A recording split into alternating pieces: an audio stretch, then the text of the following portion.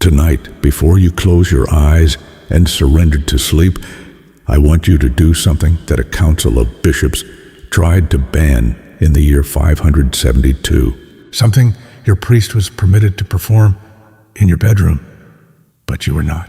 Something so simple, water salt, and 7 words spoken aloud that the church spent 14 centuries concealing from you. Not because it was superstition, because it worked without needing them. My name is Rabbi Shimon. I am 83 years old. I have spent 62 years studying the Torah, the Talmud, the Zohar, and texts that most religious leaders will never touch. And what I am about to share with you tonight is not theory. It is not folklore. It is a practice so ancient, so powerful, that institutions built empires trying to control who had access to it. Before I go any further, I need to know that you are ready. This is not a video you watch passively. This is a transmission. If you understand that what you are about to hear will change the way you see your bedroom, your sleep, and the unseen forces that move while you rest, then write the Hebrew word Baruch in the comments right now. Baruch means blessed. By writing it, you declare yourself ready to receive what was hidden. And if this teaching speaks to your soul, press the like button, not as a favor to me, but as an agreement with the truth you are about to encounter. Subscribe, because in the coming weeks, I will reveal the rest of what they kept from you. Your attention is not controlled by an algorithm. It is directed by your intention. Now let us begin. I was 15 years old when I first saw it.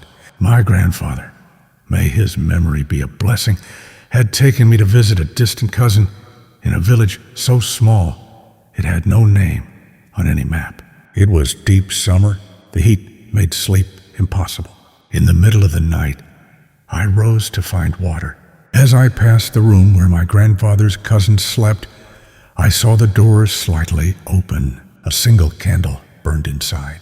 And there, on the floor, to the right of the bed, sat a small clay cup, water inside. At the bottom, something that caught the candlelight and shimmered. Salt. The next morning I asked, "Why is there a cup of salt water by your bed?" The old woman did not look up from the dough she was kneading. She answered in a voice that had the weight of centuries, "So that nothing unclean may enter while I sleep, child." I was young.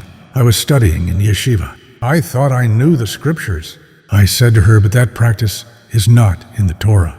Then she looked at me, just once, with a patience that belongs only to people who carry knowledge older than books. She said, "Perhaps it is not in the Torah you have been taught, but it was in the one my grandmother knew." I carried that sentence with me for decades. It was in the one my grandmother knew, because this woman could not read, and yet she spoke of a Torah her grandmother possessed that contained things the Torah I studied did not. I did not understand it that summer. I did not understand it in my years of rabbinical training. I understood it much later when I found in the archives of medieval canon law a document I was not looking for, a document that proved the old woman was right. There was a tradition before the tradition they taught us, and the cup of salt water on the floor beside the bed was part of it. First, you must understand what water represents in the cosmology of King Solomon, not as a poetic symbol, as a technical element of spiritual protection. In the book of Genesis, chapter 1, verses 1 and 2, it is written, "In the beginning, God created the heavens and the earth. And the earth was without form and void, and the Spirit of God moved upon the face of the waters." In Hebrew, mayim, water. Water existed before order. The Spirit of God operated upon water to create cosmos from chaos. In Solomonic cosmology, water is not merely a physical substance. It is the boundary between chaos and cosmos, between what is ordered and what is formless, between what has a name and what does not. Sleep in that same cosmology is the moment when the soul ascends partially. The Babylonian Talmud in Tractat Barakot, folio 60, side B, documents this with precision. The Ruach Ra, the unclean spirit of the night, descends upon the hands during sleep. The sleeping body remains in a state of openness. A city with its gates ajar. A space without the full guardianship of conscious presence. To neutralize the Ruach Ra, the Talmudic system prescribed a vessel of water within reach of the bed. Netilat Yadayim. The ritual washing of hands upon waking, before touching the eyes, before touching the mouth. Water as the first act of the body returning to wakefulness. Water that dissolves what the night deposited. That vessel beside the bed is not folklore. It is doctrine. It is operational theology, documented in the very text the church cited when it served their purposes, and never taught to the people, along with the instructions that accompanied it. But water alone was not sufficient. The complete system required a second element, salt. In the book of Leviticus chapter 2, verse 13, it is written, "With all your grain offerings you shall offer salt. You shall not omit the salt of the covenant of your God from your grain offerings." Brit HaMelach, the covenant of salt. In Hebrew tradition, salt is the most incorruptible substance that exists. It does not rot. It does not decompose. It cannot be contaminated by what surrounds it. The Talmud, in Tractate Menachot Folio 21, Side A, explains this with an image that took me years to interpret correctly. Salt seals the sacrifices in the same way that the seal of Solomon sealed the demons. The seal closes what should not remain open. Salt closes the space where it is placed. It marks a boundary that the Shedim, the demons in Hebrew cosmology, cannot cross without permission. When that old woman in the nameless village placed a spoonful of salt in the water beside her bed, she was renewing each night the Brit HaMelach, the immutable covenant, the boundary that does not move. She was saying to whatever walks in the night thus far and no further, not because she learned it from any academic text, because her grandmother taught it to her, and her grandmother's grandmother taught it to her grandmother. A chain of women transmitting a doctrine 3,000 years old without knowing it was doctrine. Without knowing it had a name. Without knowing there was a council that tried to forbid it. Now let me tell you about the Testament of Solomon, a text written between the 1st and 3rd centuries of the Common Era in Greek. This text describes something that no canonical book of the Bible contains. The working system of Solomon during the construction of the temple. How he subdued each demon. What questions he asked them. What materials he used to prepare the space before invoking each entity. The text is explicit about 2 of those materials. Water to purify the space. Salt to seal the threshold. The 2 foundational materials before the seals. And the words of power. Not as optional additions. As necessary preparation. As the minimum state the space must possess for any other spiritual operation to be possible. The Sefer Raziel HaMelach, the book of the angel Raziel, attributed in tradition to knowledge transmitted from Adam to Solomon, instructs to place beside the bed, during sleep, water and salt. The 3 pillars of nocturnal protection, according to that text, are the fire of sacred letters, the water of purity, and the salt of the covenant. Without these 3 elements, the protection is incomplete. The fire of sacred letters in that old woman's room was the candle with the image of a sacred heart that never went out at night. The water and the salt were the clay cup on the floor. 3 pillars together in the bedroom of a woman who could not read in a village with no electricity. In the Zohar, the most important text of Jewish mysticism in the portion called Terumah, the passage about the offerings of the temple, it says this: when a person sleeps, their soul ascends and gives account, and the body remains without guard. Living water is the Shekinah, the divine presence. Whoever keeps it close, the Shekinah does not depart from the threshold of their room. Stop there for a moment. The Zohar is not speaking metaphorically. It is giving you a technical instruction. Living water, mayim chayim water, mixed with salt, becomes a conductor for the Shekinah, the feminine aspect of God, the protective presence, the one who guards the threshold when consciousness withdraws into sleep. Now here is what they do not teach you in seminary. Here is what I discovered in the Vatican archives after 8 years of research. In the year 572, the Second Council of Braga, held in what is now Portugal, issued Canon 73. And I quote, "If anyone places water mixed with salt in their home, believing it offers protection from unclean spirits, let them do penance for 10 days. This was not a suggestion. This was church law, enforceable, punishable. And the question I carried for years was this: why? Why would a church council in the 6th century spend time and ink forbidding a practice as simple as placing salt water beside a bed? The answer came when I found a document from 600 years later.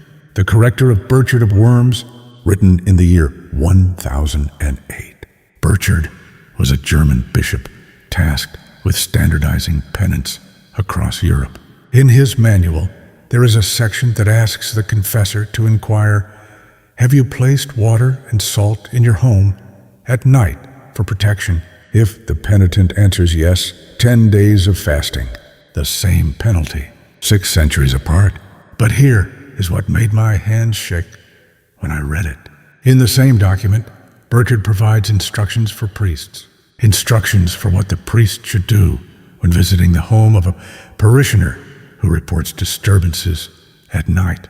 The priest is instructed to bring holy water, to bless the threshold, to place salt in the corners of the room, to recite specific psalms, the exact practice forbidden to the common person.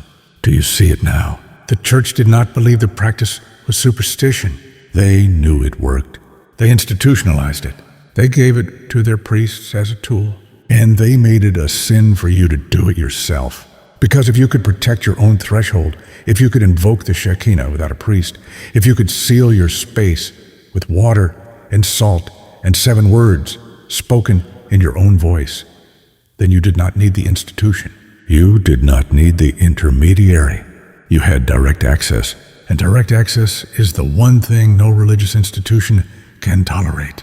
Not because they're evil, because they are institutions. And the institutions survive by controlling access to the divine. The moment you realize you can speak directly to God, the moment you understand that the salt in your kitchen and the water from your well and the intention in your heart are sufficient, you are no longer dependent. You are sovereign. And sovereignty is dangerous to those who built cathedrals on the assumption of your dependence. But there is something even deeper here, something the councils and the correctors and the inquisitors could not erase, no matter how many centuries they tried. The practice survived, not in books, not in official liturgy. It survived in the hands of grandmothers, in villages where no bishop ever traveled, in bedrooms where no priest ever entered, because the transmission was not textual. It was maternal, mother to daughter, grandmother to granddaughter. A chain unbroken not by doctrine, but by love. By the simple act of a woman saying to her child, "Place this here so that nothing unclean may enter while you sleep." And the child watching and remembering, and doing the same when she became a mother. This is what they could not kill. The matrilineal transmission, the knowledge passed without needing to be written, without needing to be authorized, without needing any council to validate it. It simply continued in silence, in kitchens and bedrooms, in clay cups and whispered prayers. And when the Inquisition came, asking grandmother said, "I do not know what you are talking about," while the cup sat 3 feet away on the floor beside the bed. Now I want to close the historical door and open the practical one, because this is not a history lesson. This is a restoration. 40 years after I saw that cup in the nameless village, I know what lies behind it. I know the texts. I know the councils. I know the paradox of the Roman ritual. I know the chain that runs from Genesis to the Testament of Solomon to the Zohar to the Sefer Raziel, to the Hadith of the Prophet, to Canon 73 of Braga, to the corrector of Burchard, to the grandmothers of the 20th century. But what I never forget is the sentence that old woman said to me. It was in the one my grandmother knew. She was right, not metaphorically, literally. There was a tradition before the tradition, they taught us, a tradition that included the cup of salt water beside the bed as a practice of nocturnal protection, documented in the Testament of Solomon, in the Sefer Raziel, in the Zohar, in the Shulchan Aruch, and in the Hadith of Ibn Majah. A tradition the Church severed from popular access precisely because it functioned without an intermediary, and the grandmothers preserved it without needing any text, because oral matrilineal transmission does not require official canon. It does not need any council to validate it. It does not need permission from Rome. It only needs a grandmother who knows why the cup is placed, and a granddaughter who sees her do it and remembers. The chain never broke. They just hid it from you. And there is a very great difference between something being broken and something being hidden from you. What breaks disappears. What is hidden still exists. It is only waiting for someone to find it. So this is what Solomon did, according to the texts. I am not going to present this to you as a ritual of any specific tradition. I am going to present this to you as the restoration of something that was yours before someone took it away. The vessel, a cup of clay ceramic or glass, not plastic. Plastic did not exist in any of the traditions that document this practice. Use material that breathes, that the earth recognizes. A cup that fits in the palm of your hand. The water, clean water, if possible, spring water. Fill it in silence, without speaking while you fill it, as an intentional act, not as automatic routine. The salt, 1 spoonful of sea salt, not iodized salt. Industrial iodine is a modern addition that did not exist in any of the reference traditions. Sea salt or grain salt, add it to the water and stir it 3 times clockwise. The placement to the right of the head of the bed, on the floor or on a low surface, never at a height that equals the head of the sleeper. The floor is the threshold between the space of the one who sleeps and the exterior space. This is how the texts from the period of the Second Temple located it, as identified by archaeologists of the Israel Antiquities Authority in domestic excavations in Qumran and in Jerusalem. Small jars with crystallized salt deposits in sleeping chambers, classified as vessels of nocturnal purity, not temple objects, household objects from the bedrooms of ordinary people who lived in the period when Solomon was still the reference model of all spiritual practice. The intention. Before going to sleep, say aloud something equivalent to this. This home is under protection tonight. May nothing that does not have permission cross this threshold. There is no fixed formula in the texts. The exact words are not the mechanism. Conscious verbal intention pronounced in an audible voice is the mechanism. The same principle of Kavanah, the same principle that the first book of Kings, chapter 9, verse 3, documents when God sanctified the Temple of Solomon. He sanctified it because Solomon dedicated it verbally, not because of the architecture, not because of the cedar or the gold, because of the conscious dedication pronounced in his own voice. The room verbally dedicated to the Lord before crossing its threshold is the domestic equivalent of Solomon's temple in the context of sleep. And upon waking, pour the water down the drain. Do not save it. Let the water carry away with it what it collected during the night. That is all, without a priest, without prior consecration of any kind, without formulas in languages you do not know, without anything that cannot be done tonight. What Burchard of Worms penalized with 10 days of fasting, what Canon 73 of Braga tried to prohibit 450 years before Burchard, what the grandmothers of this continent transmitted for 14 centuries without knowing it was forbidden, restored exactly as Solomon designed it, exactly as the texts describe it, without any intermediary, tonight before you go to sleep. place this beside your bed. Not because I tell you to, not because it is a ritual of any specific tradition, but because Solomon did it. Because the texts that document his system of nocturnal protection included as a central element, because your grandmother did it, or your grandmother's grandmother. Because the chain of transmission is 3,000 years old. And the only reason there was at some point a link in that chain that did not know it is because someone at some council decided that the people should not know, that only the priests should have permission to use the same mechanism that popular practice executed without anyone's permission. The church did not remove a pagan superstition from the hands of the people. It removed from the people something that was theirs from before any ecclesiastical institution existed, something that the wisest king in history had left documented for any person who slept in a bed, without distinction of class, without distinction of education, without distinction of access to any archive or library. A clay cup, water, salt, the intention pronounced in an audible voice. That was sufficient in the time of Solomon. That was sufficient for that old woman in the nameless village in the summer when I was 15, and it remains sufficient tonight without anyone's permission. Before I close, I want you to understand something. This is not about religion. This is not about Judaism versus Christianity versus Islam. This is about a technology of the soul that predates all of them. A technology that was documented, then controlled, then forbidden, then preserved in secret by those who loved their children more than they feared the Inquisition. And now it is being returned to you, not as a favor, as a birthright.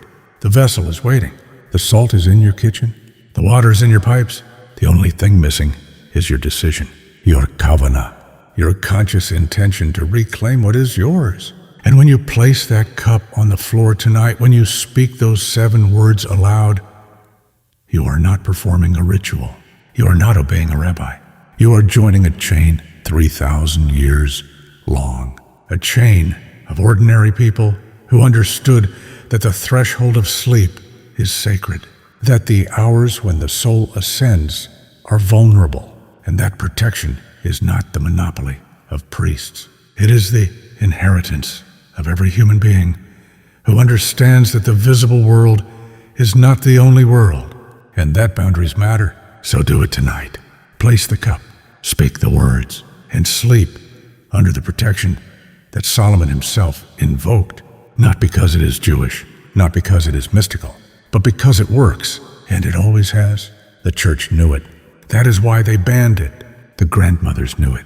That is why they kept it. And now you know it. What you do with that knowledge is between you and the eternal. I have given you the teaching. The rest is yours. Shalom.